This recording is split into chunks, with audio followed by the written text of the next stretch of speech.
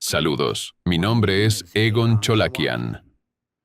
Hoy revelaré en qué ha estado trabajando durante los últimos 30 años el equipo interdisciplinario de ALLATRA, algo que hasta ahora ha permanecido desconocido para la comunidad científica mundial y para la sociedad en general. Creemos que ha llegado el momento de que las personas conozcan la verdad sobre esta investigación, que está décadas por delante de todos los desarrollos existentes.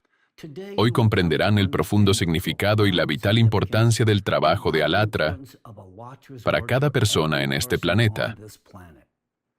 El mundo debe, por fin, ver la imagen completa de lo que está ocurriendo con el clima de nuestro planeta, cuáles son las verdaderas causas detrás de la creciente desestabilización y de las anomalías climáticas, y cómo todo ello está interconectado con los procesos atmosféricos, los sistemas ecológicos y los cambios geodinámicos globales.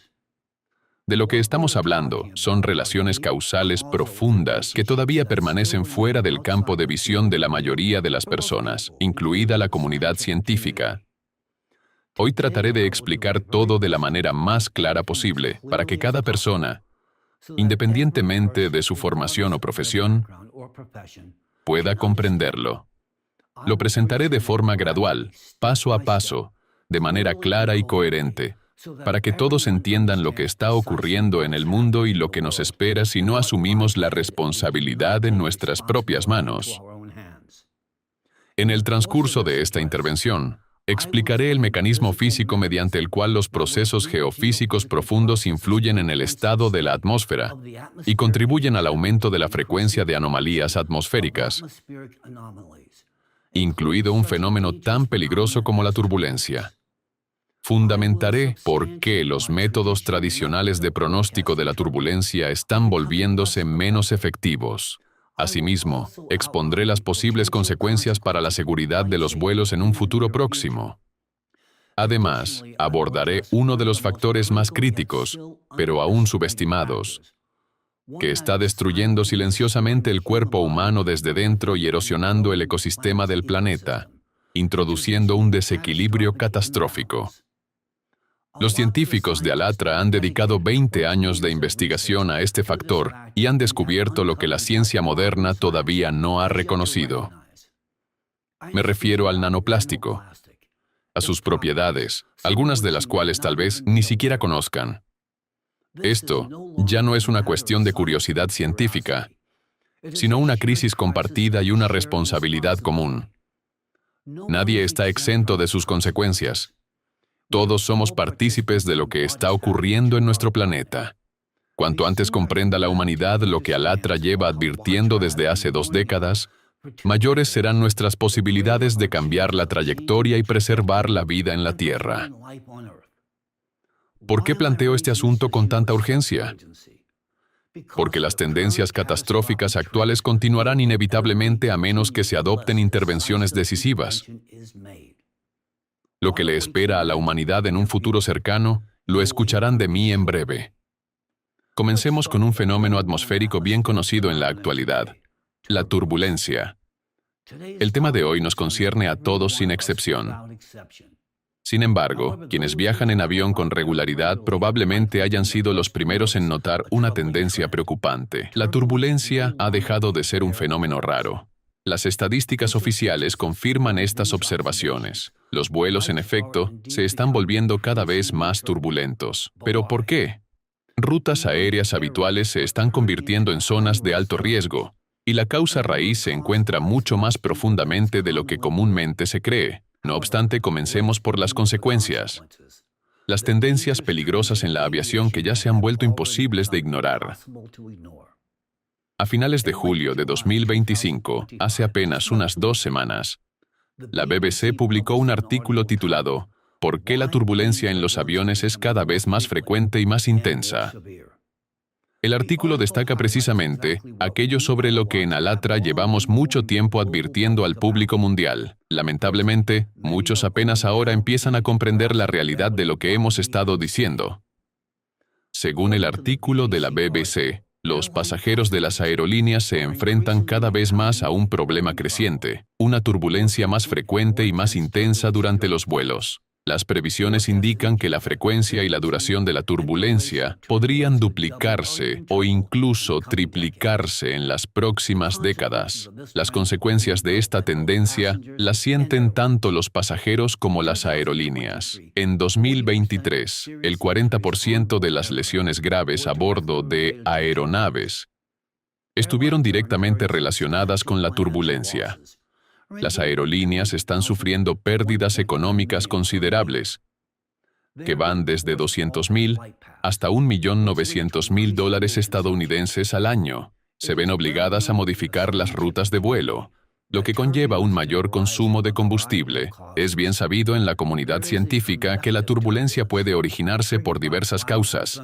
Existe la turbulencia convectiva, provocada por nubes y tormentas, la turbulencia orográfica, causada por el relieve montañoso, y un fenómeno conocido como turbulencia en aire claro. Como su nombre indica, este tipo de turbulencia se produce en cielos aparentemente claros y no puede ser detectada por los sensores a bordo. Según el artículo de la BBC, la turbulencia en aire claro suele deberse a cambios bruscos en la velocidad o en la dirección del viento. Sin embargo, esta explicación no contempla un aspecto fundamental. ¿Por qué las aeronaves, cuando se ven atrapadas en turbulencia en aire claro, pueden descender repentinamente decenas de metros en cuestión de segundos? Un ejemplo impactante ocurrió el 20 de mayo de 2024, cuando un Boeing 777 operado por Singapore Airlines encontró una súbita turbulencia en aire claro sobre Myanmar, mientras volaba de Londres a Singapur. La aeronave perdió unos 54 metros de altitud en apenas 4,6 segundos. Los pasajeros que no llevaban puesto el cinturón de seguridad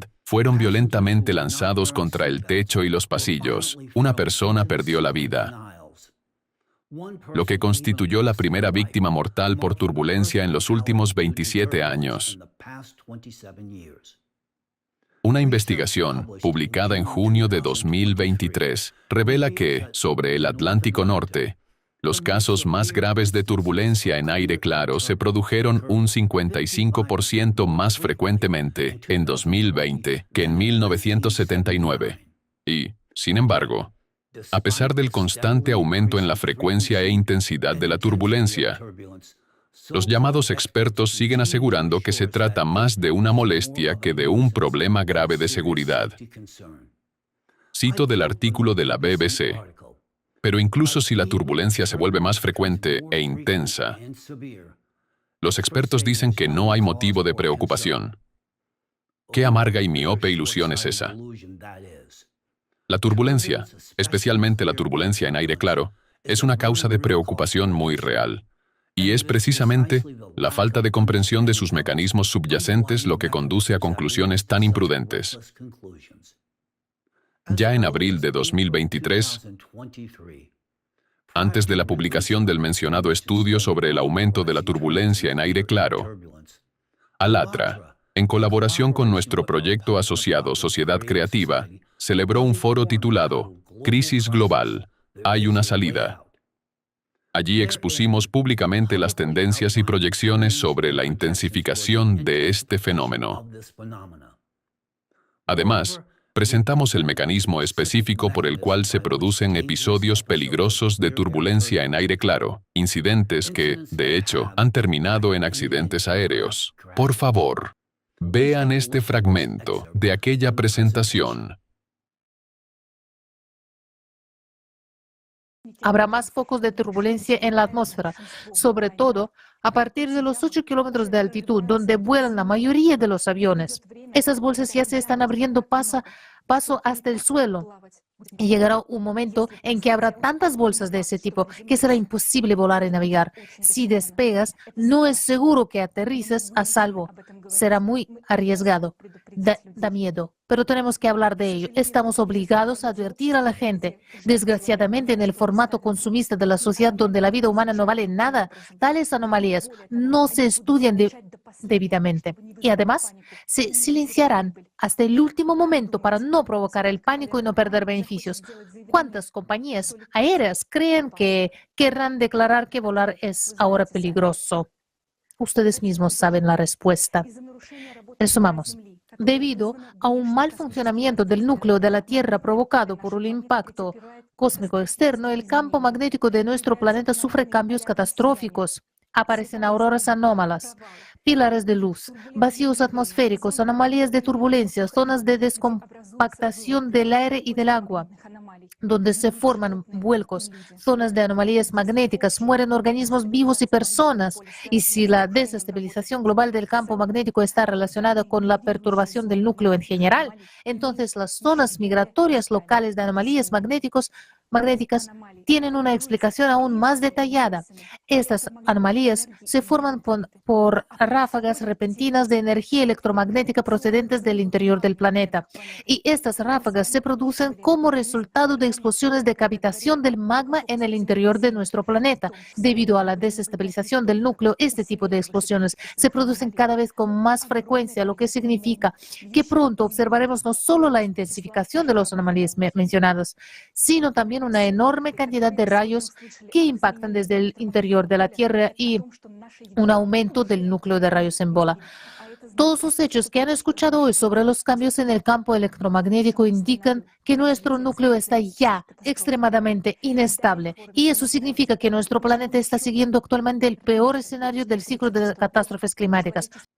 Quiero subrayar que el calentamiento atmosférico ciertamente desempeña un papel en la intensificación de la turbulencia y de las corrientes en chorro. Sin embargo, como ahora comprenden, existe un factor adicional que contribuye a la aparición de turbulencia en aire claro: las anomalías electromagnéticas vinculadas a procesos que ocurren en lo profundo de la Tierra. Son procesos que continúan intensificándose de forma exponencial. Por mucho que quieran escuchar palabras tranquilizadoras, debo decir la verdad, por dura o aterradora que sea. Basándome en nuestra modelización matemática y en la previsión de las tendencias geodinámicas en curso, puedo identificar el período de tiempo en el que tendrá lugar el último vuelo de la historia humana. Y lo digo con plena responsabilidad. No me refiero a una fecha concreta, sino a un trimestre dentro de un año determinado, con un margen de error aproximado de 3 meses. Hace 2 años, advertimos públicamente sobre el aumento de la turbulencia. Sabíamos lo que realmente estaba ocurriendo, y lo que ahora presenciamos no es más que una consecuencia de estos procesos. Además, la situación solo continuará empeorando con cada año que pase. Si la humanidad no toma medidas decisivas, llegará el momento, en un futuro previsible, en que ni los aviones ni los helicópteros podrán despegar del suelo. El transporte aéreo global, tal como lo conocemos hoy, dejará de existir. Sin embargo, existe una alternativa. Para mantener el transporte aéreo, la humanidad tendrá que volver a la tecnología de los dirigibles. Este método de vuelo seguirá siendo viable durante mucho más tiempo bajo las cambiantes condiciones atmosféricas. Si recuerdan nuestras previsiones y advertencias anteriores, empezarán a comprender la verdadera naturaleza de los procesos que se están desarrollando ahora. Para ayudarles a comprender mejor lo que está ocurriendo actualmente en el planeta, permítanme recordarles brevemente la esencia de estos procesos. La atmósfera terrestre es un sistema dinámico extraordinariamente complejo, en el que la energía se acumula, se transforma y se libera constantemente a través de diversos mecanismos físicos. El aumento de los fenómenos meteorológicos extremos observado en las últimas décadas apunta a cambios fundamentales en el equilibrio energético de la atmósfera. Ahora está acumulando energía en lugar de liberarla. Los procesos energéticos dentro de la atmósfera forman una compleja red de fenómenos físicos, geológicos y electromagnéticos interconectados. En este momento, durante el ciclo de desastres de 12.000 años, estamos siendo testigos de una acumulación exponencial de diversas formas de energía en la atmósfera terrestre mediante numerosos mecanismos. El detonante de esta cadena de acontecimientos es la llegada de una influencia cósmica externa al núcleo interno de la Tierra, que inicia una cascada de procesos energéticos en todas las capas del planeta. El propio núcleo, calentado por esta influencia cósmica externa, libera volúmenes colosales de energía térmica. Esta energía funde el manto, que a su vez transfiere calor a la corteza terrestre. Además, la inestabilidad en el núcleo provoca fluctuaciones en la velocidad de rotación de la Tierra. Paralelamente, los cambios en el núcleo generan perturbaciones electromagnéticas que se propagan por todo el planeta, afectando a la ionosfera. Estas perturbaciones en el campo magnético generan energía cinética adicional en forma de alteraciones en la circulación atmosférica. En pocas palabras, cuando comienzan las fluctuaciones en el campo magnético de la Tierra, afectan al movimiento y al comportamiento de las partículas en la atmósfera superior. Estos cambios se transmiten más abajo, a las capas donde se forma el clima, donde pueden intensificar los vientos, influir en la formación de ciclones e incluso modificar los patrones climáticos habituales. Sin embargo, los efectos atmosféricos son solo la punta del iceberg. Las perturbaciones en el campo magnético reflejan procesos mucho más profundos que tienen lugar en el interior del planeta. El aumento de la energía en el núcleo externo afecta directamente a la geodinámica del manto, provocando que éste se funda con mayor intensidad. La fusión del material del manto provoca terremotos de foco profundo. Hemos hablado de este fenómeno muchas veces antes, pero permítanme recordarlo una vez más. Los terremotos de foco profundo ocurren a profundidades que van de 300 a 750 kilómetros bajo la superficie terrestre. A tales profundidades, no deberían producirse terremotos, ya que el material del manto interno se encuentra bajo una presión extrema y a altas temperaturas. En estas condiciones, se espera que el material del manto se deforme plásticamente en lugar de fracturarse, y por lo tanto, no genere eventos sísmicos.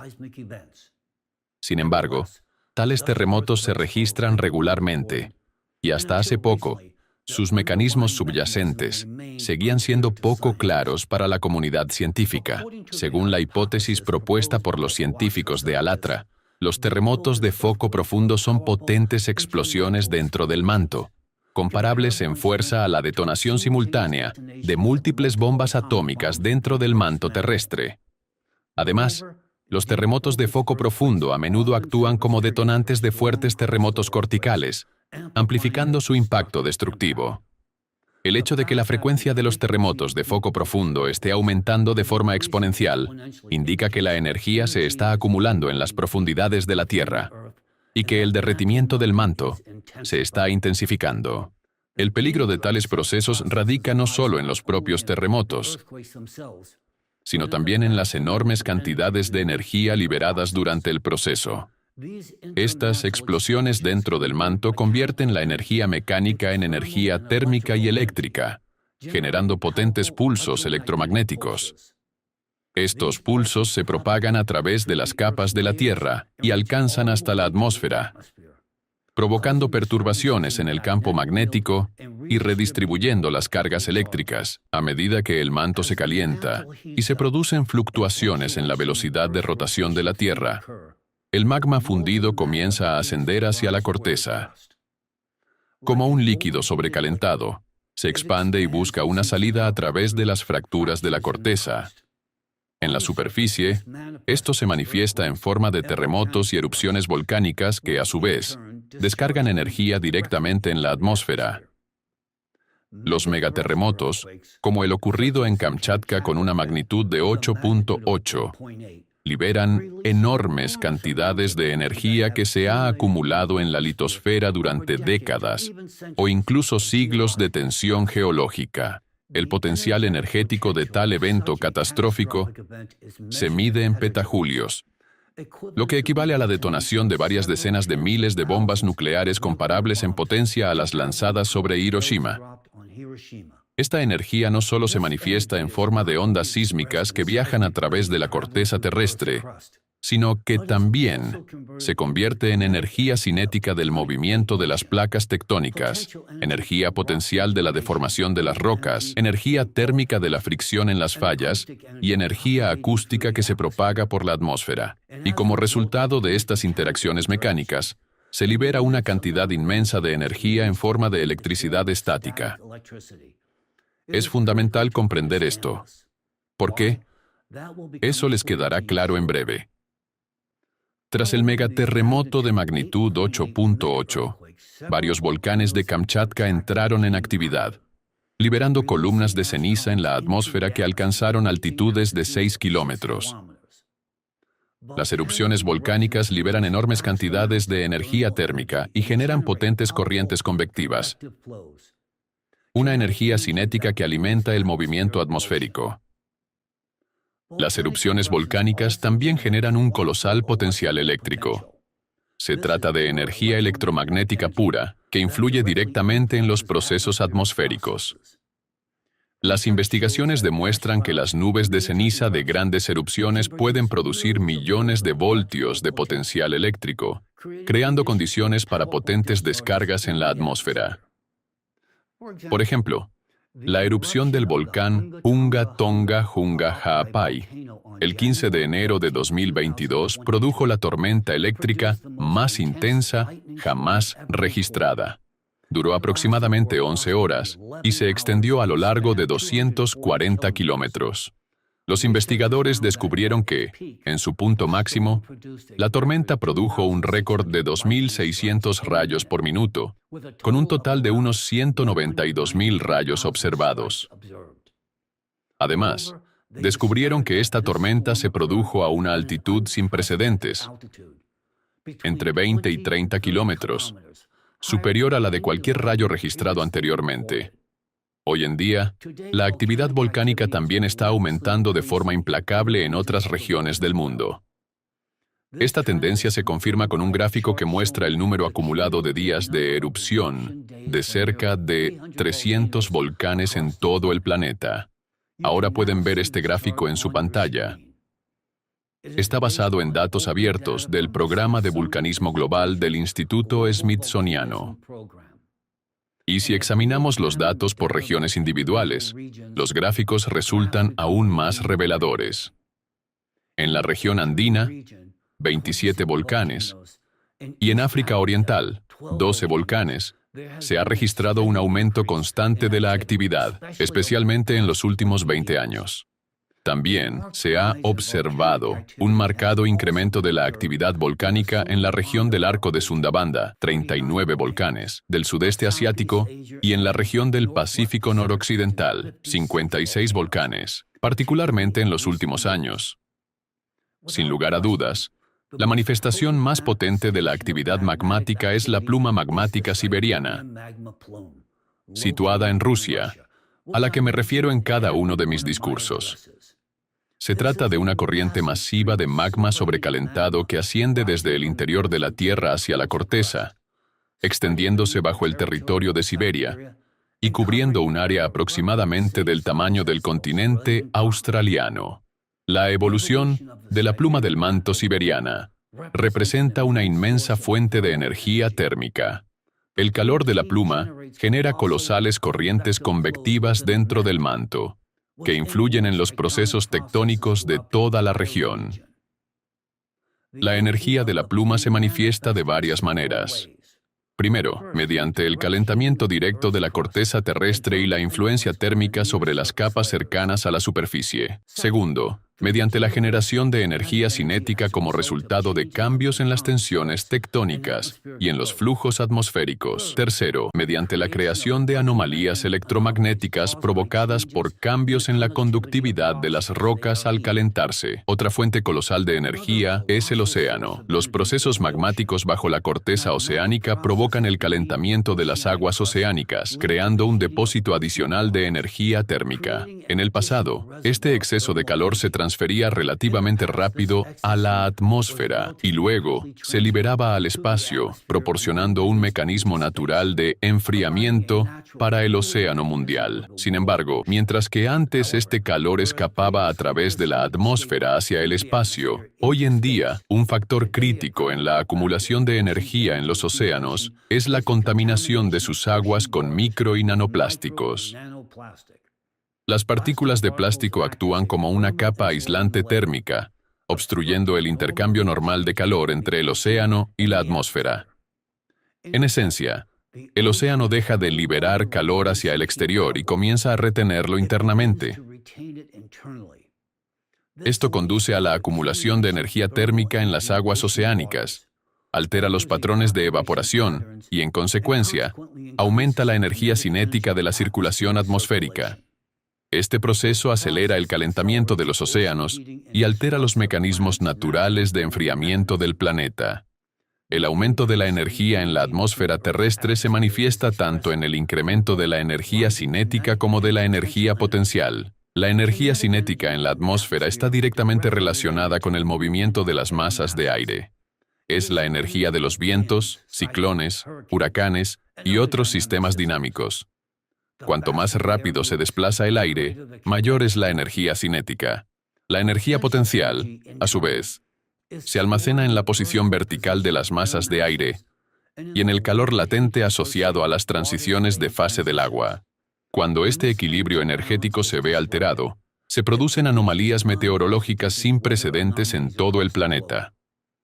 Y eso es precisamente lo que estamos presenciando hoy. Las precipitaciones se están volviendo extremas.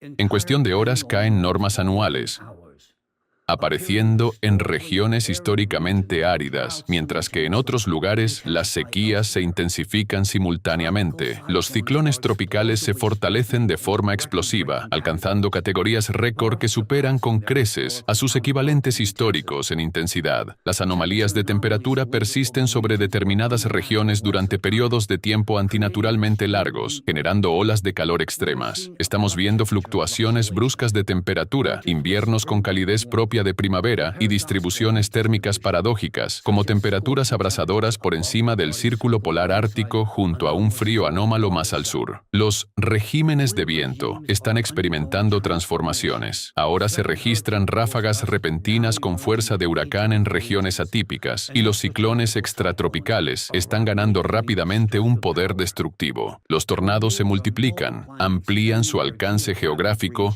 y rompen los patrones estacionales tradicionales. Sin embargo, no solo está aumentando la energía cinética y potencial en la atmósfera, también está creciendo el volumen de energía eléctrica, lo que ejerce una influencia significativa en la estabilidad sistémica del planeta. Este proceso es especialmente evidente en el Ártico. Allí, en condiciones climáticas frías y secas, la actividad de los rayos debería permanecer relativamente estable, incluso con el aumento de las temperaturas. Sin embargo, los datos reales muestran lo contrario. El número de rayos al norte de los 65 grados de latitud pasó de aproximadamente 18.000 en 2010 a más de 150.000 en 2020, un aumento de casi 10 veces. Esto indica una acumulación sustancial de energía en la atmósfera, con consecuencias de gran alcance para el sistema climático de la Tierra. En general, la distribución global de la actividad eléctrica es desigual. Algunas regiones están experimentando un aumento tanto en el número como en la intensidad de los rayos, mientras que otras están viendo un descenso. Es fundamental señalar que, en las zonas afectadas por la sequía, el número de descargas disminuye. Esto se debe a cambios en la densidad atmosférica y a la influencia de los patrones de viento. Es esencial comprender que una atmósfera más cálida puede retener una cantidad significativamente mayor de humedad y transportarla a distancias más largas. Esto conduce a un fenómeno paradójico, con un aumento general tanto de la temperatura como de la humedad. Algunas zonas experimentan más precipitaciones, mientras que otras afrontan sequías más intensas. En las regiones áridas, la disminución de la humedad reduce la probabilidad de formación de rayos, aunque la cantidad total de energía eléctrica en la atmósfera siga creciendo. Las investigaciones realizadas por nuestro colega, el especialista del Departamento Analítico de Investigación de la Tierra de Alatra, John Hahn, basadas en datos de la Administración Nacional Oceánica y Atmosférica de Estados Unidos, muestran que la energía cinética de los tornados moderados y fuertes en Estados Unidos ha crecido exponencialmente en las últimas décadas, junto con un aumento de su frecuencia media. Esto indica un incremento de la energía cinética de la atmósfera, que es una consecuencia directa del aumento de la energía potencial, y una clara señal de la alteración del equilibrio energético natural del planeta. La lógica sugeriría que, en las condiciones actuales, debería estar ocurriendo lo contrario. El debilitamiento del campo electromagnético de la Tierra debería haber provocado una reducción de la carga atmosférica. Al mismo tiempo, el océano, que ahora absorbe más calor debido a la acumulación de plásticos, debería estar transfiriendo menos energía a la atmósfera. En conjunto, estos factores deberían haber dado lugar a una disminución de la energía atmosférica total. Sin embargo, lo que estamos presenciando es exactamente lo contrario, un aumento de la energía. Esto solo puede ocurrir si ha aparecido en la atmósfera algún tipo de acumulador, un condensador de energía. Y ese condensador resulta ser el nanoplástico, que presenta el efecto electreto, es decir, la capacidad de acumular y retener carga eléctrica. En breve profundizaré en este aspecto, el proceso mediante el cual la energía térmica fluía desde el interior de la Tierra hacia el océano, luego hacia la atmósfera y finalmente al espacio, solía funcionar con precisión de reloj. Pero ahora ese proceso está interrumpido, aunque la atmósfera se ha vuelto menos densa debido al debilitamiento del campo electromagnético, lo que en teoría debería facilitar un enfriamiento más rápido. Su temperatura sigue aumentando. La energía que debería haberse irradiado al espacio ahora queda atrapada dentro de la atmósfera. La acumulación de carga en la atmósfera afecta al campo electromagnético de la Tierra, el cual, a su vez, influye en el núcleo del planeta. La elevada temperatura del núcleo calienta el magma, erosiona el manto y genera contracorrientes magmáticas. Esto acelera los procesos geofísicos. El ciclo se cierra sobre sí mismo. Cada proceso amplifica al siguiente. Así, el nanoplástico se ha convertido en el factor que está alterando los mecanismos de protección del planeta. Mecanismos que habían funcionado durante millones de años. Acumula enormes cantidades de energía en la atmósfera, obstruye su liberación natural hacia el espacio y provoca que esa energía circule dentro del sistema terrestre, intensificando todos los procesos adversos. Las tendencias observadas indican que el proceso de acumulación de energía en la atmósfera sigue acelerándose, con anomalías cada vez más pronunciadas cada año. Los modelos tradicionales de previsión meteorológica ya no funcionan bajo estas nuevas condiciones. La curva exponencial de los cataclismos se está volviendo más pronunciada. Cada año que pasa, trae consigo eventos cada vez más extremos. Preocupan especialmente las descargas eléctricas, cuya actividad se prevé que aumente drásticamente en un futuro próximo. Sus características serán cada vez más peligrosas debido al creciente potencial energético general de la atmósfera. Incluso ahora, la acumulación de energía dentro del sistema núcleo-manto-atmósfera ha alcanzado niveles críticos. Estas transformaciones en la atmósfera forman parte de un proceso más amplio de cambio planetario, impulsado por el ciclo de desastres de 12.000 años, en el cual la conversión de energía potencial en energía cinética se produce a un ritmo acelerado, generando efectos en cascada en todo el sistema climático. Como muestra el diagrama, estamos siendo testigos de una convergencia de procesos que actualmente están alterando los sistemas geodinámicos y ecológicos del planeta. Como ya saben, el exceso de energía producido por el núcleo de la Tierra antes se liberaba gradualmente del planeta. Inicialmente, se disipaba parcialmente a través del océano. Luego pasaba a la atmósfera y finalmente se irradiaba al espacio. Este proceso paso a paso garantizaba que la energía sobrante no quedara atrapada en el interior de la Tierra ni en la atmósfera, sino que escapara del planeta, aliviando la presión sobre sus capas internas. Sin embargo, este mecanismo natural ahora está roto. El nanoplástico no solo se suma a los desafíos medioambientales existentes, es el principal factor que está alterando el equilibrio energético natural del planeta. De no ser por el plástico, el océano descargaría eficazmente el exceso de energía. Esa energía no permanecería en la atmósfera, y no estaríamos enfrentando la amenaza de una erupción de la pluma siberiana, la activación de supervolcanes u otras graves consecuencias que ahora nos esperan. Ya saben cómo el plástico en el océano dificulta la liberación del exceso de energía. Pero la situación en la atmósfera es aún más alarmante. La acumulación de micro y nanoplásticos tanto en el océano como en la atmósfera está provocando que cada vez más energía quede atrapada dentro del sistema terrestre, convirtiéndose en la fuerza motriz detrás del aumento de la frecuencia e intensidad de los desastres naturales. Es importante comprender que el nanoplástico representa un peligro para nosotros, no solo como factor de alteración climática, sino, ante todo, como una amenaza para la propia vida dentro de la biosfera, incluida la especie Homo sapiens. Esta es una catástrofe provocada por la propia humanidad. Sin el nanoplástico, habríamos atravesado el ciclo climático actual igual que en los anteriores, experimentando cierto grado de activación natural, pero sin enfrentar la amenaza de una erupción de la pluma siberiana u otras catástrofes graves capaces de llevar nuestra existencia a su fin absoluto. Hoy en día, la cantidad de micro y nanoplástico en la atmósfera ha alcanzado niveles astronómicos. Ya no se trata de partículas aisladas. Constituyen un nuevo y permanente componente de nuestra atmósfera. Permítanme recordarles que hasta 25 millones de toneladas métricas de partículas de plástico son transportadas cada año a lo largo de miles de kilómetros por el aire marino, el rocío oceánico, la nieve y la niebla, atravesando países, continentes y océanos.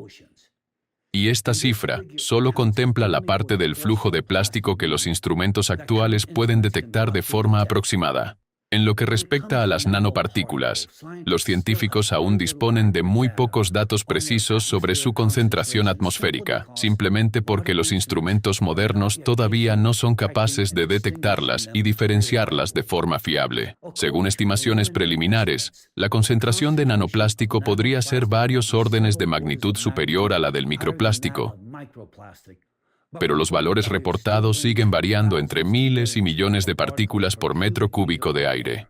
Literalmente, estamos cociéndonos en una sopa de polvo plástico. Una vez expuestas a la radiación ultravioleta, estas partículas representan una doble amenaza. Sus superficies se vuelven más rugosas, lo que les permite acumular metales pesados como el plomo y el mercurio. Pero el peligro principal de este plástico no radica en su toxicidad química, sino en su física. Cada una de estas billones de partículas funciona como un electreto. ¿Qué es un electreto? Imaginen un imán permanente, pero para la electricidad estática. Es una sustancia que, una vez cargada, retiene esa carga durante semanas. Los estudios científicos confirman que las nanopartículas de poliestireno, PET y otros plásticos portan una carga eléctrica persistente. Se cargan prácticamente con cualquier cosa: la fricción en las corrientes de aire, los rayos cósmicos, las descargas eléctricas. Son billones de imanes microscópicos flotando en el aire que atraen energía. Regresemos ahora a los fundamentos. La atmósfera terrestre es un sistema eléctrico complejo. Benjamin Franklin fue el primero en reconocer que el agua desempeña un papel clave en este sistema. Y más tarde Michael Faraday descubrió que la electricidad surge de la fricción de las gotas de agua. Ahora imaginen introducir billones de imanes eléctricos microscópicos en este sistema tan delicadamente equilibrado, flotando libremente en el aire, agrupándose para amplificar su carga y siendo transportados por las masas de aire en movimiento. La cantidad de estas invisibles nanopartículas de plástico sobre nuestras cabezas ya es comparable al número de estrellas que vemos en el cielo nocturno. Y no es ninguna exageración. Para ayudarles a entenderlo, les propongo una analogía sencilla. Tomen una sola partícula de microplástico de 5 milímetros de diámetro y divídanla en partículas de nanoplástico de 1 micrómetro de tamaño. Obtendrán 125.000 millones de partículas de nanoplástico a partir de ese único fragmento de microplástico. Esa cifra es aproximadamente igual al número de galaxias conocidas en el universo, y la superficie total de esas partículas sería 5.000 veces mayor que la de la partícula original de 5 milímetros. ¿Por qué? Porque cuando se divide una esfera grande en un sinnúmero de esferas más pequeñas, el volumen total permanece igual, pero la superficie total aumenta drásticamente. Y cada una de esas 125.000 millones de partículas de nanoplástico porta una carga eléctrica en su superficie, inyectando caos en el funcionamiento de nuestra atmósfera. Debido a la colosal cantidad de nanoplástico cargado, nuestra atmósfera se ha transformado en un gigantesco condensador. Imaginen esto. La superficie de la Tierra forma una capa del condensador y la ionosfera forma la otra. En el pasado, existía un equilibrio energético entre ambas, pero ahora hemos llenado el espacio entre ellas con billones de partículas cargadas que acumulan activamente electricidad. Este plástico ha convertido nuestra atmósfera en una enorme batería de energía, que se carga constantemente pero que, por así decirlo, ya no puede descargarse hacia el espacio. Estas partículas atrapan el calor, impidiendo que se escape, y su número sigue creciendo. La energía que acumulan no desaparece. Busca una vía de salida y la encuentra a través de fenómenos meteorológicos extremos, cada vez más frecuentes, intensos y destructivos. Del mismo modo que una película plástica en la superficie del océano impide que el calor procedente del interior de la Tierra se libere. Esta manta, electrificada en la atmósfera, impide que el exceso de energía del planeta se irradie al espacio.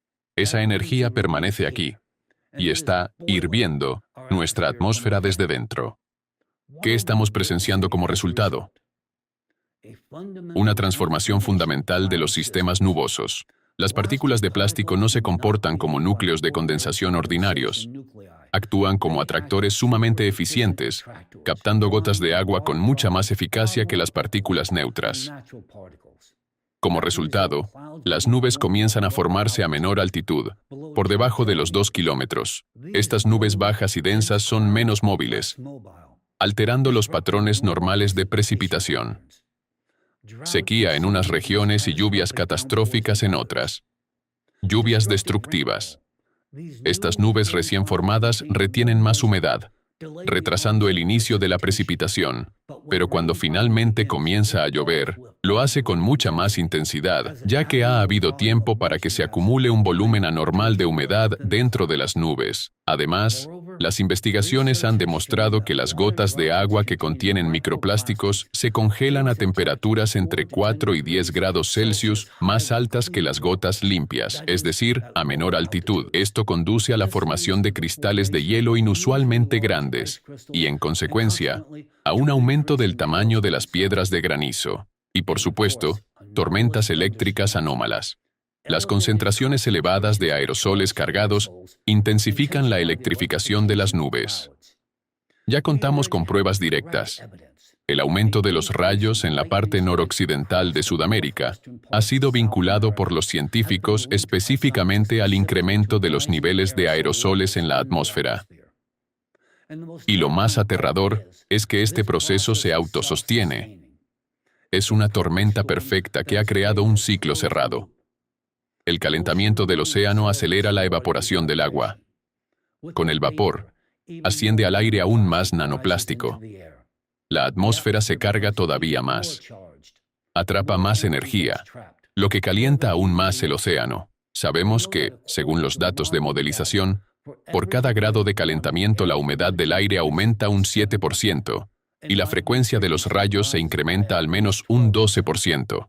Más calor, más humedad, más plástico en el aire, más rayos, y así sucesivamente, sin fin.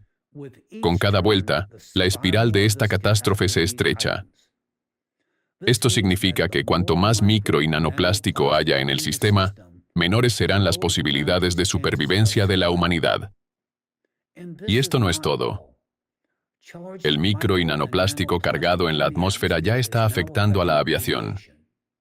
Debido a los cambios en la formación de nubes y a fenómenos atmosféricos anómalos, la seguridad de los vuelos está cada vez más en riesgo, especialmente en las capas turbulentas y frías de la atmósfera. Sin mencionar que las partículas en suspensión, al interactuar con las superficies de las aeronaves, acumulan carga y pueden causar interferencias en los sistemas de comunicación y navegación. En conjunto, la influencia del nanoplástico sobre la seguridad aérea sigue estando subestimada, Y este problema exige urgentemente una investigación exhaustiva, mientras aún tengamos tiempo de encontrar soluciones. Lo que resulta especialmente impactante hoy es la confesión de los propios científicos que estudian el micro y nanoplástico. Los científicos dicen que tienen miedo.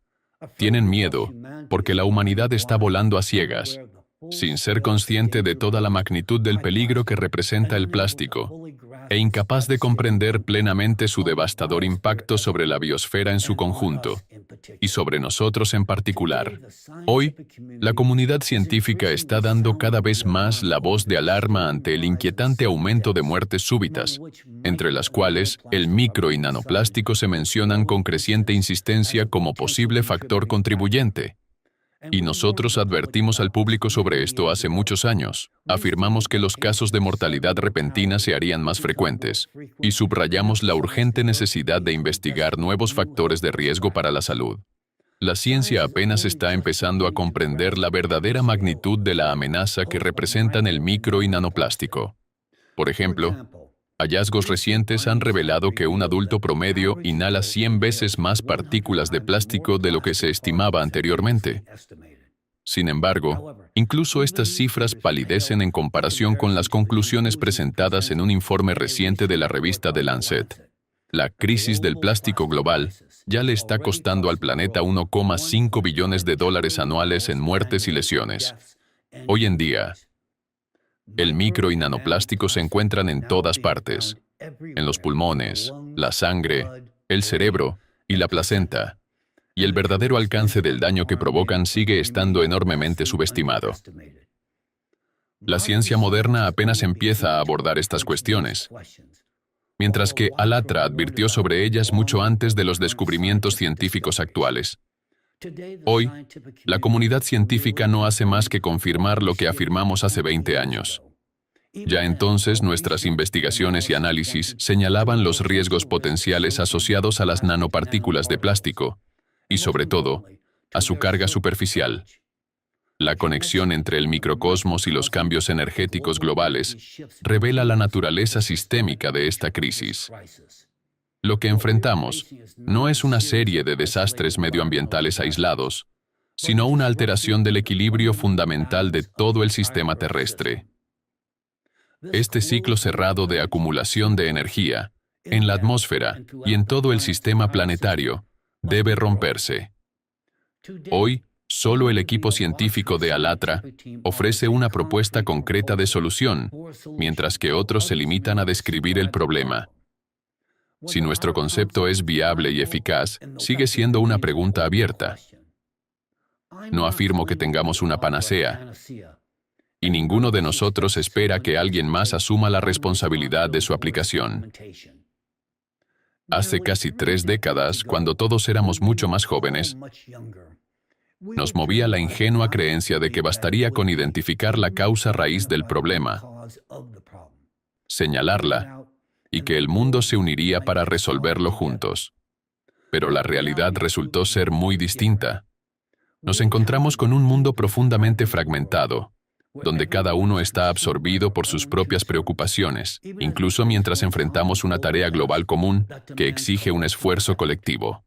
Esa tarea es aliviar la presión dentro del sistema magmático de la Tierra mediante la desgasificación planificada de la pluma siberiana. Esta es la única medida que podría reducir la tensión en todos los sistemas volcánicos del planeta y disminuir la presión del magma contra las placas litosféricas. Me he encontrado con la afirmación de que supuestamente hablamos de la desgasificación de la pluma siberiana como una forma de inundar Rusia con lava y destruirla. Pero debo decir, lamentablemente, que, si nadie nos escucha, la pluma magmática siberiana no dejará nada, no solo del territorio de Rusia, sino de la civilización humana en su conjunto. Mientras la gente siga midiendo todo por el interés propio y el tamaño de su billetera, seguiremos en un peligro inmenso. Especialmente ahora, cuando resulta que al caos volcánico debemos añadirle otra amenaza catastrófica. Una que funciona como una bomba de tiempo que la propia humanidad ha colocado bajo sus pies, es decir, la carga eléctrica retenida en las partículas de micro y nanoplástico. Esta carga es el peligro clave. A nivel global, aún no se ha encontrado ninguna solución eficaz, y este problema sigue completamente sin abordarse, mientras la cantidad de micro y nanoplástico en la biosfera continúa creciendo. Y hasta el momento, solo el equipo científico de ALATRA ha propuesto un concepto viable. Su núcleo es la búsqueda de un método para eliminar la capacidad del plástico de retener carga estática. En otras palabras, eliminar el efecto electreto, que permite que las partículas de plástico acumulen y mantengan carga eléctrica en su superficie. Si se logra, las partículas de plástico perderían sus propiedades peligrosas y no serían más que polvo inerte. Lo que es de importancia crítica aquí es lo siguiente. No estamos hablando de producir nuevos plásticos seguros que no acumulen carga.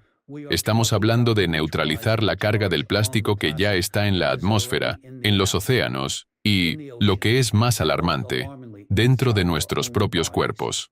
Dicho claramente, la cantidad de nano y microplástico que ya está presente en la biosfera es suficiente no solo para provocar un fallo generalizado de los sistemas biológicos, sino para borrar la vida de la faz del planeta varias veces. Por eso, simplemente detener la producción de nuevo plástico, como algunos exigen con urgencia, no hará nada para eliminar la amenaza de extinción provocada por el plástico. Solo hay un camino a seguir: comprender cómo neutralizar o aislar la carga ya almacenada en el plástico. Todo lo demás es autoengaño y una extinción inevitable. Y ahora, en un momento en que el mundo necesita urgentemente consolidar su potencial científico para abordar este desafío global fundamental y neutralizar la amenaza, ciertos individuos, que se presentan como científicos, niegan categóricamente que el micro y nanoplástico representen un peligro real. Quisiera compartir otra observación, continuando mi anterior debate sobre las declaraciones de ciertos miembros de la Academia de Ciencias de Rusia. Debo admitir que mis débiles esperanzas de vislumbrar una pizca de sentido común en este sindicato de expertos se han venido abajo, una vez más. En esta ocasión, me sorprendió especialmente lo absurdo y sin fondo de sus argumentos al afirmar la supuesta total inocuidad del nanoplástico. Con profundo interés, y, no lo ocultaré, con cierta perplejidad intelectual, revisé varias declaraciones recientes del último grupo de mentes brillantes dentro de la academia sobre este tema. Sus afirmaciones están llenas de optimismo performativo y de una inquebrantable fe en la indestructibilidad del cuerpo humano.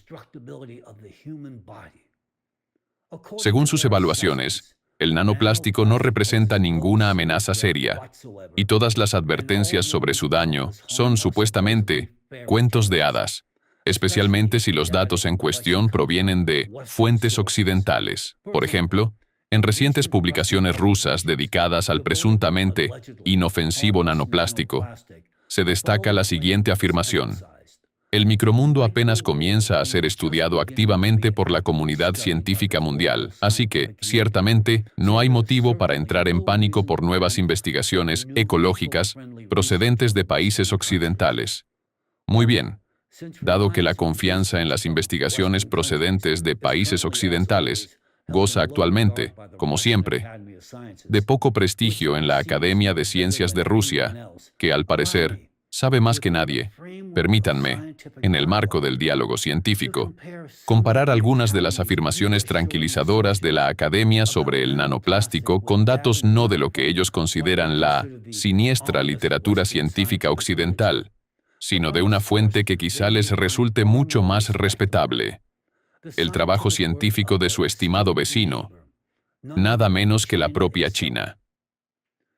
El rechazo más rotundo al peligro del nanoplástico proviene del científico ruso Alexei Khokhlov, miembro de pleno derecho de la Academia de Ciencias de Rusia y jefe del Departamento de Física de Polímeros y Cristales de la Facultad de Física de la Universidad Estatal de Moscú. Él tranquiliza con confianza al público ruso con declaraciones como, y cito, «La toxicidad de las partículas de micro y nanoplástico no ha sido probada por la ciencia. En realidad, las partículas de microplástico afectan al cuerpo humano de la misma manera que cualquier tipo de polvo, o por ejemplo, arena». Fin de la cita. Quizá el señor Khokhlov lo desconozca, pero la comunidad científica mundial ya ha publicado un volumen considerable de estudios revisados por pares dedicados explícitamente a la toxicidad del nanoplástico. Por ejemplo, el equipo dirigido por el profesor Huang Zhenli, de la Universidad Médica del Sur de China, publicó recientemente hallazgos que revelan el mecanismo molecular de la neurotoxicidad causada por la exposición a micro y nanoplásticos. Su investigación aporta pruebas sólidas de que el nanoplástico puede inducir neurotoxicidad vinculada al eje intestino-cerebro. Científicos de la Universidad de Pekín, en sus estudios sobre la toxicidad reproductiva del nanoplástico, descubrieron que la exposición a micro y nanoplásticos derivados del ácido poliláctico provoca toxicidad reproductiva en machos, alterando la espermatogénesis e induciendo disfunción mitocondrial en ratones. Sí, después de todo esto, el académico Khokhlov sigue convencido de la total inocuidad del nanoplástico. No queda más que admirar su inquebrantable valor científico, especialmente considerando que algunos de los efectos documentados se refieren específicamente a la salud masculina. Y en otra revisión científica china se afirma directamente, y cito nuevamente, después de entrar en el cuerpo humano, las partículas de microplástico pueden causar citotoxicidad, toxicidad mitocondrial, daños en el ADN, daños en la membrana celular y otros efectos en las células y órganos humanos, provocando consecuencias graves como inflamación local, desequilibrio ecológico, trastornos metabólicos, etc., en varios sistemas. Fin de la cita. Entonces, mientras los investigadores chinos, y de hecho, la comunidad científica mundial en general, ya han llegado a un claro consenso sobre la toxicidad del nanoplástico, Khokhlov, hablando en nombre de toda la Academia de Ciencias de Rusia, ¿sigue negándolo? Esto plantea una pregunta seria. ¿Entiende siquiera qué son los nano y microplásticos? Y más importante aún, ¿cómo se comportan dentro de las células humanas? A juzgar por su siguiente declaración, parecería que no, porque en ella, Khokhlov, el experto principal en microplástico de Rusia, como suelen llamarlo en los medios rusos, afirma que el plástico no interactúa en absoluto con el cuerpo humano. Según una publicación rusa, asegura que el plástico supuestamente no puede penetrar inmediatamente en las células. En concreto, Khokhlov declara, y cito, cuando las partículas entran en el organismo, en una célula o en cualquier entorno biológico, se recubren inmediatamente con sustancias tensioactivas, surfactantes. Por lo tanto, no hay peligro. Fin de la cita. Esta afirmación contradice directamente todos los datos científicos modernos. Khokhlov se refiere a los surfactantes, es decir, a la corona proteica, pero tergiversa por completo su verdadera función. Ella no protege al organismo. Por el contrario, ayuda al nanoplástico penetrar en las células. Y este es precisamente el punto más crítico, porque es una vez que el nanoplástico entra en la célula cuando comienza su labor más devastadora: destruir el cuerpo humano desde dentro. Decenas de estudios, incluido el trabajo más reciente de científicos chinos, lo dejan perfectamente claro. La corona proteica actúa como un disfraz molecular, vuelve las partículas de plástico invisibles para las defensas celulares, permitiéndoles penetrar en la célula. Pero el verdadero peligro surge después, cuando la partícula entra en contacto con la membrana celular. Este recubrimiento externo se desintegra, dejando expuesta la partícula en sí. Su carga superficial positiva provoca entonces lo que la medicina denomina apoptosis celular, es decir, la muerte programada de la célula desde dentro. La ironía es que la ciencia ha demostrado desde hace tiempo que la corona proteica no es una capa protectora, sino un caballo de Troya que permite al nanoplástico infiltrarse en el cuerpo humano y alterar su funcionamiento a nivel celular. Resulta especialmente alarmante escuchar tales afirmaciones de alguien que se presenta como un experto. Empiezo a sospechar que el profesor Hochloff opera dentro de algún paradigma físico-químico alternativo, conocido solo por él, que diverge radicalmente de la comprensión científica establecida del mundo. Porque, además de su interpretación poco convencional del papel de la corona proteica, también llega a afirmar la absoluta neutralidad química de los nanoplásticos, declarando: los micro y nanoplásticos son químicamente inertes. No participan en reacciones químicas con moléculas biológicas o tejidos dentro del cuerpo humano. Fin de la cita. Así que, Hochloff afirma seriamente que la exposición al nanoplástico supuestamente no desencadena reacciones químicas, ninguna oxidación, ningún efecto bioquímico de ningún tipo. Eso es realmente asombroso, especialmente si se considera que la comunidad científica mundial, incluida China, cuya investigación los académicos rusos aún parecen considerar con cierto respeto, sostiene una visión completamente opuesta. Hasta la fecha, China ha publicado decenas, si no cientos, de estudios dedicados al tema del estrés oxidativo causado por la interacción entre el nanoplástico y las células vivas. Numerosos estudios han confirmado que la exposición a nanopartículas de poliestireno provoca que las células produzcan grandes cantidades de especies reactivas de oxígeno. Esto desencadena una respuesta de estrés oxidativo que conduce a daños en los lípidos, las proteínas y el ADN. Así, la evidencia científica demuestra claramente que el nanoplástico no solo participa activamente en reacciones químicas con moléculas biológicas, sino que también provoca su mutación y degradación. De hecho, los mecanismos reales de su impacto son exactamente lo opuesto a lo descrito por Hochloff. Cabe decir que, en otra de sus declaraciones, Hochloff realmente se ha superado en sus interpretaciones libres de los fenómenos científicos. A estas alturas, ya no estamos ante una mera falta de rigor científico, sino frente a un enfoque verdaderamente revolucionario de la etiología de las enfermedades, que roza la creación de una medicina alternativa. Según su audaz afirmación, la detección de microplástico en órganos afectados no prueba que el plástico sea la causa de la enfermedad. Es más probable que la propia enfermedad altere las barreras protectoras, lo que luego conduce a la acumulación de partículas.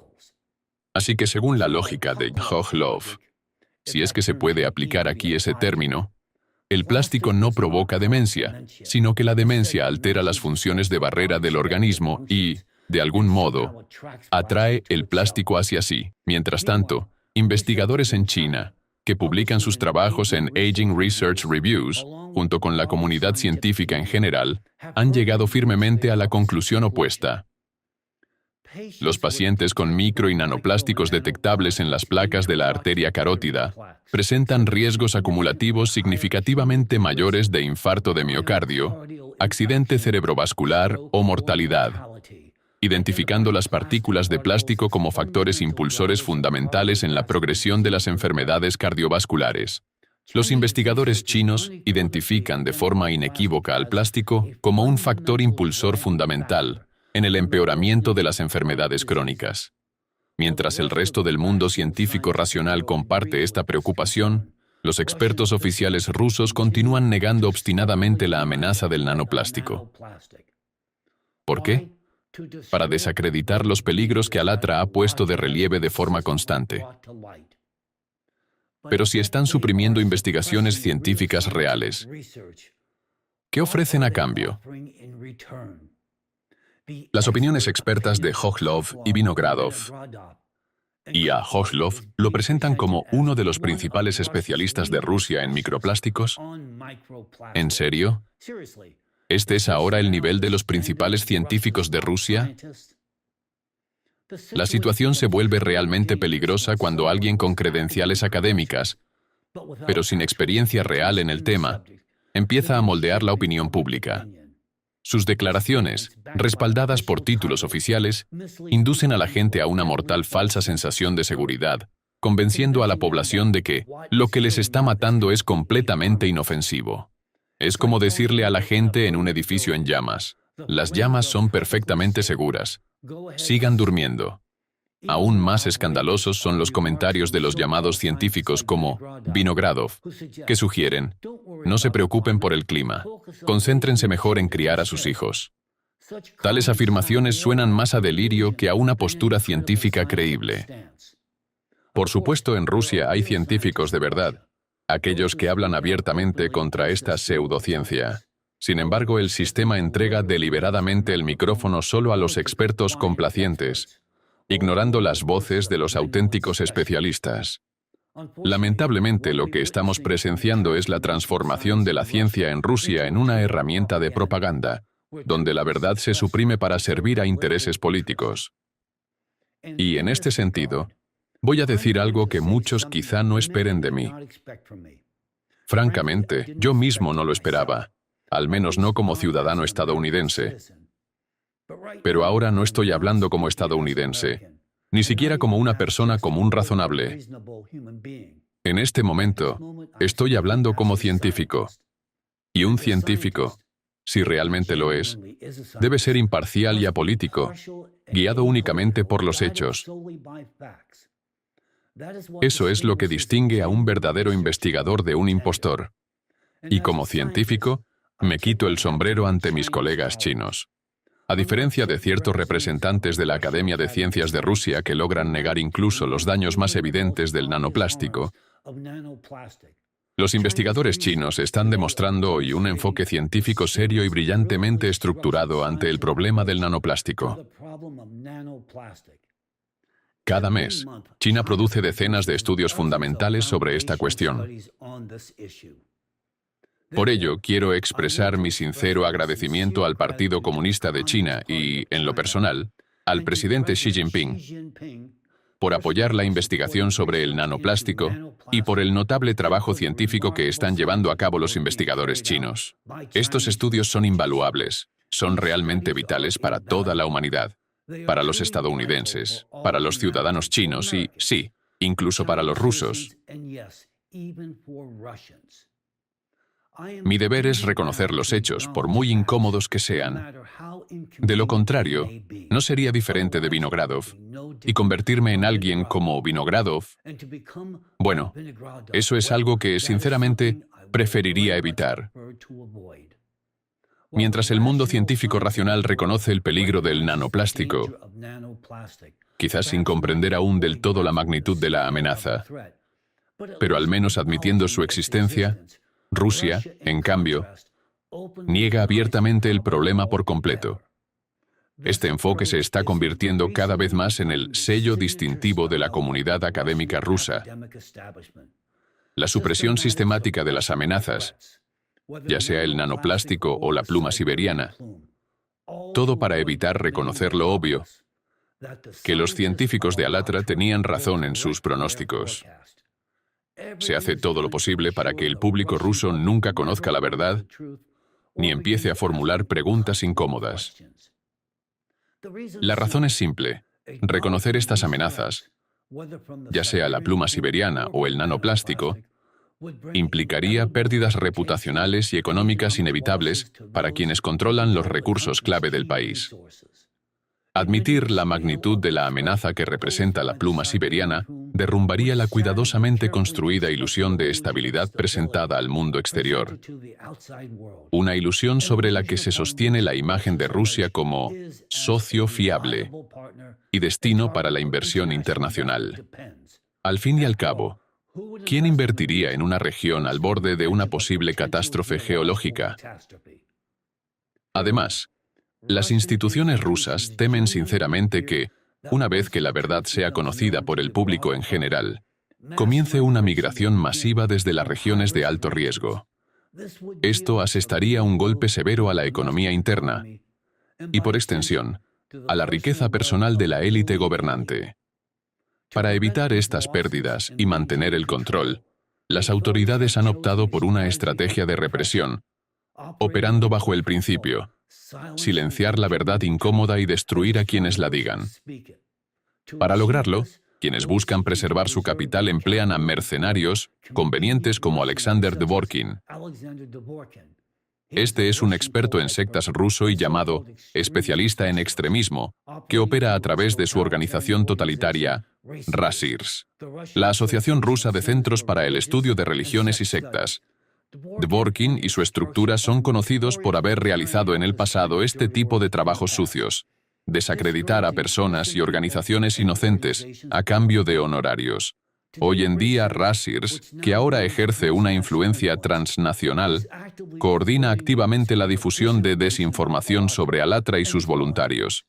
En esencia, la maquinaria propagandística de mentiras fabricada y puesta en marcha por Dvorkin ya no se limita al público ruso. Ha cruzado fronteras e infiltrado incluso en algunos países democráticos.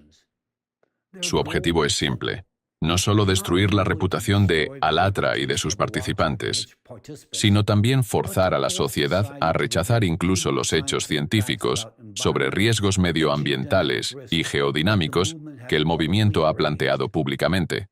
Señoras y señores, lo que estamos presenciando es una guerra cognitiva sistémica a gran escala, diseñada para que ustedes duden de las mismas amenazas sobre las que les estamos advirtiendo. Como resultado, en Rusia se han puesto en marcha represiones a gran escala contra participantes de Alatra respetuosos con la ley. Hoy, muchos de ellos están siendo brutalmente perseguidos. Algunos se encuentran bajo investigación, mientras que otros ya han sido encarcelados. Lo especialmente cínico es que la influencia de Rasirs, a pesar de ser una organización rusa, se ha extendido ahora a Ucrania, donde, por iniciativa de los agentes de Dvorkin, se han abierto causas penales contra participantes del movimiento, basadas en peritajes deliberadamente falsificados.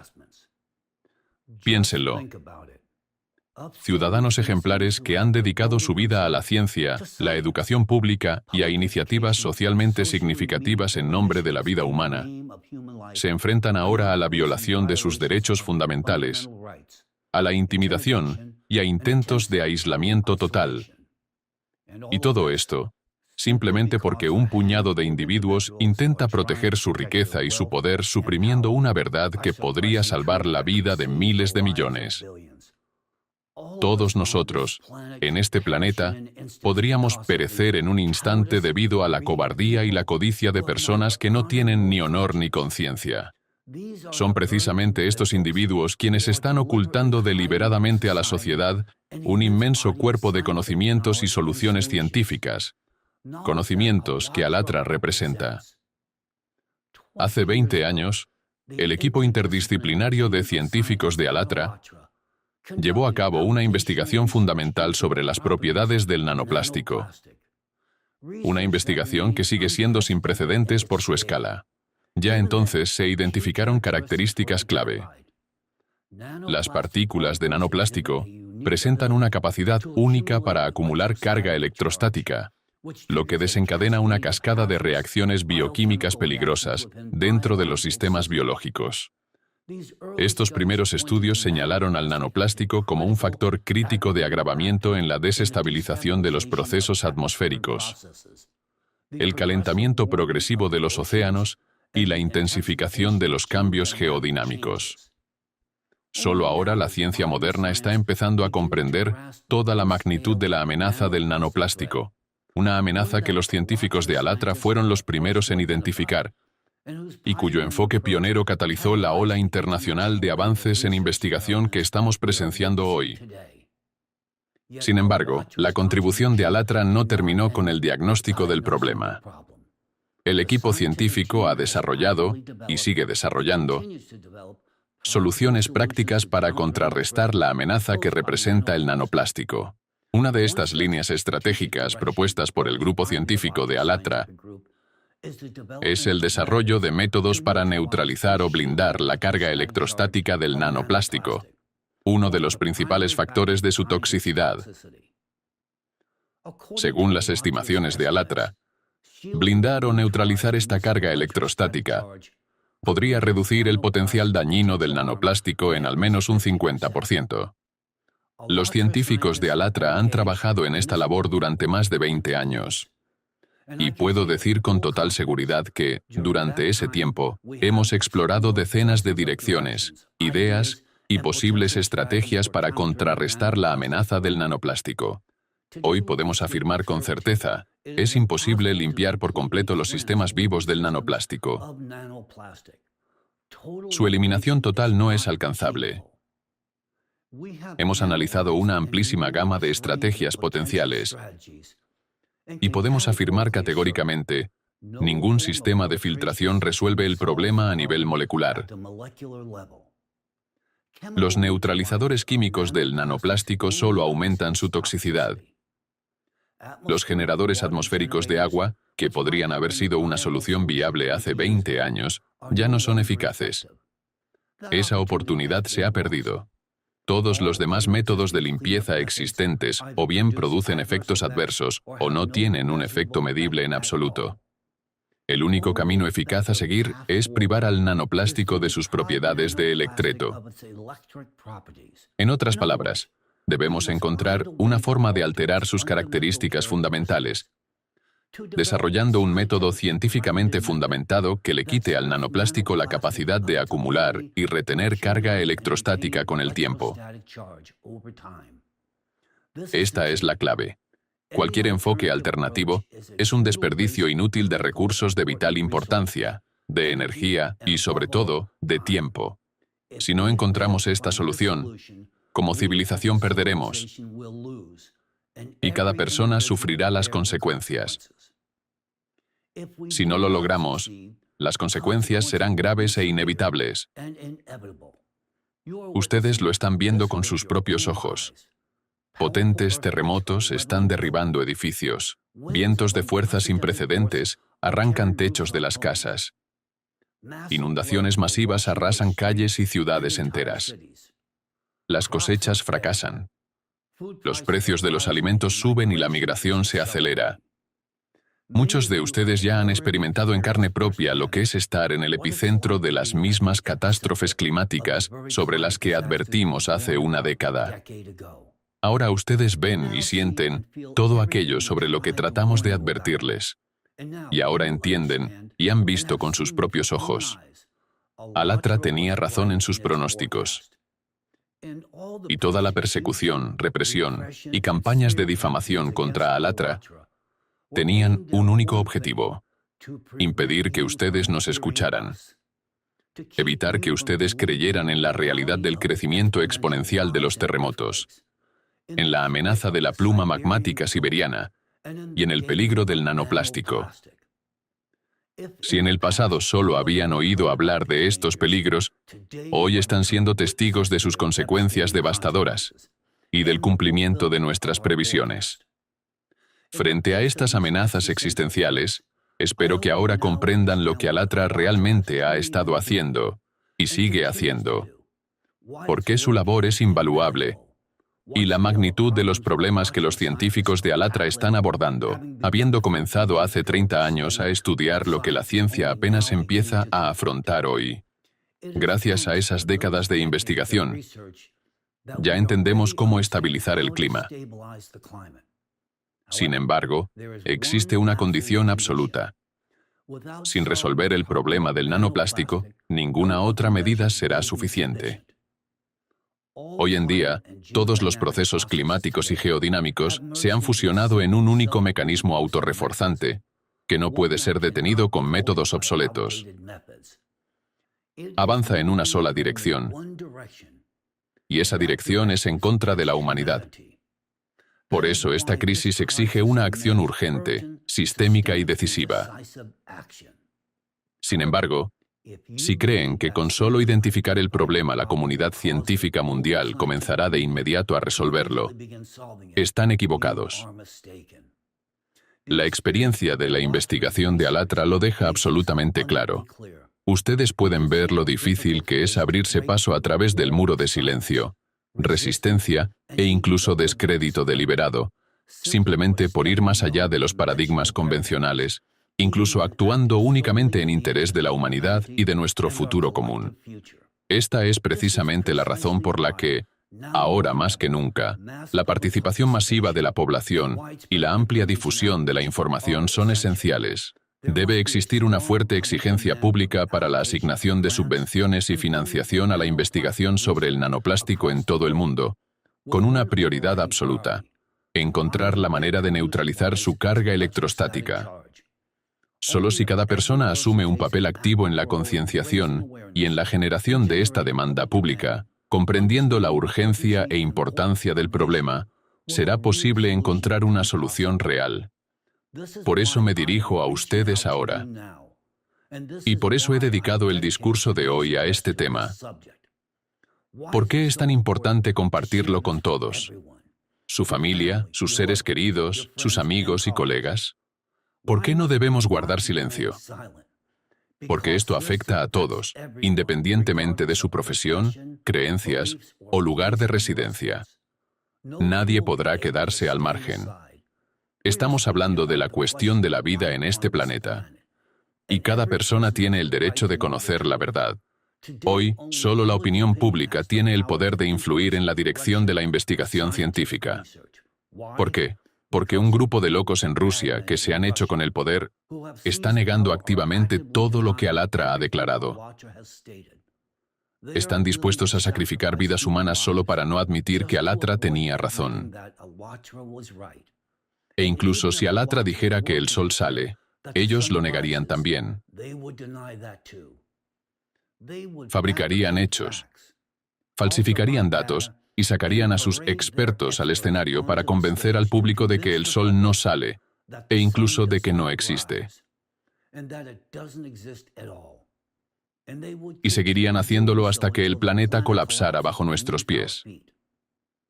Se trata de un grupo de individuos trastornados que luchan contra la verdad, incluso a costa de destruir el mundo. ¿Y para qué? Para proteger su propia seguridad y preservar su poder. Por eso, ahora más que nunca, debemos activar los esfuerzos de la sociedad civil. La exigencia pública es la única vía para garantizar una financiación real para la ciencia orientada a resolver la amenaza central, la neutralización del nanoplástico. Que usted apoye o no a ALLATRA es irrelevante. Lo que importa ahora es una sola cosa: la supervivencia de la humanidad. Cuantas más personas conozcan la verdad, y cuanto más ampliamente se difunda, más rápido podrá la comunidad científica iniciar una búsqueda de soluciones real, no superficial, sino verdaderamente eficaz. Hoy he intentado presentar esta información de la forma más suave posible, no para infundir miedo o confusión, sino para fomentar la comprensión. Este no es un momento para el miedo, es un momento para la acción, por el bien de la humanidad y de nuestro futuro común. Nadie podrá quedarse al margen. A estas alturas, ya está claro para todos. El grupo de investigación ALLATRA emitió sus advertencias con pleno fundamento. Los modelos y marcos científicos en los que la comunidad mundial ha confiado durante décadas están perdiendo gradualmente su relevancia. Ya no son capaces de explicar la realidad que se desarrolla. En cambio, el único modelo que ha demostrado su validez en medio de esta crisis que se intensifica rápidamente es el modelo de ALLATRA. Y esto ahora se está volviendo evidente para todos. Su importancia hoy no puede ser exagerada. Los escenarios catastróficos sobre los que advertimos ya no son teóricos. Están comenzando a desarrollarse ante nuestros ojos. Y estos no son retos para una generación lejana del futuro. Son retos que nosotros mismos debemos afrontar. La idea es bastante simple. Para preservar nuestro mañana, debemos actuar hoy. La gente debe comprender las causas profundas de lo que está ocurriendo. Debe saber lo que se avecina. y debe reconocer plenamente lo que hay que hacer ahora mismo si queremos tener alguna posibilidad de asegurar un futuro, no solo para las generaciones venideras, sino también para nosotros mismos. Merece la pena luchar por la vida.